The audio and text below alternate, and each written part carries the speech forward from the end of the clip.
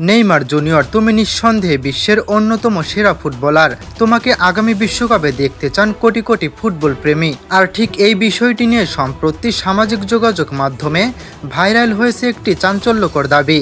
বলা হচ্ছে, ব্রাজিলকে হারানোর পর সংবাদ সম্মেলনে আর্লিং হল্যান্ড নাকি নেইমারকে বিশেষ বার্তা দিয়েছেন।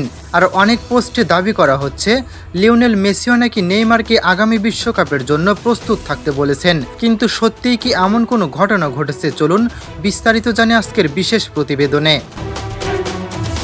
ব্রাজিলের বিদায়ের পর আর্লিং হল্যান্ড সংবাদ সম্মেলনে মূলত নিজের দলের ঐতিহাসিক জয় নিয়েই কথা বলেছেন।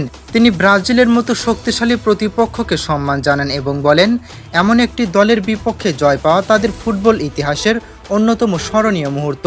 পাশাপাশি নেইমারের মতো একজন বিশ্বমানের ফুটবলারের প্রতিও তিনি সম্মান প্রকাশ করেন। তবে তিনি কোথাও নেইমারকে উদ্দেশ্য করে সামনের বিশ্বকাপের জন্য প্রস্তুত হও এমন কোনো মন্তব্য করেননি। অন্যদিকে লিওনেল মেসিকে নিয়েও ছড়িয়ে পড়েছে নানা দাবি।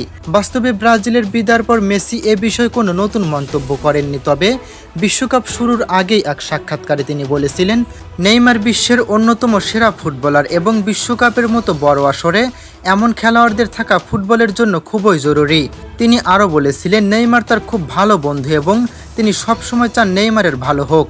অর্থাৎ বর্তমান সামাজিক যোগাযোগ মাধ্যমে যেভাবে বলা হচ্ছে, ম্যাচ শেষে হল্যান্ড নেইমারকে বিশেষ বার্তা দিয়েছেন কিংবা ব্রাজিলের বিদায়ের পর মেসি নতুন করে এমন মন্তব্য করেছেন, এসব দাবির বাস্তব কোনো প্রমাণ নেই। তাই সোশ্যাল মিডিয়ায় ভাইরাল হওয়া সব খবর বিশ্বাস করার আগে অবশ্যই নির্ভরযোগ্য সূত্র যাচাই করুন।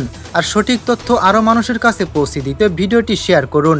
এবারের ফুটবল বিশ্বকাপে আপনি কোন দল সাপোর্ট করছেন তা অবশ্যই আমাদের কমেন্টে জানাবেন এবং আমাদের চ্যানেলে নতুন হলে অবশ্যই চ্যানেলটি সাবস্ক্রাইব করে সাথেই থাকবেন।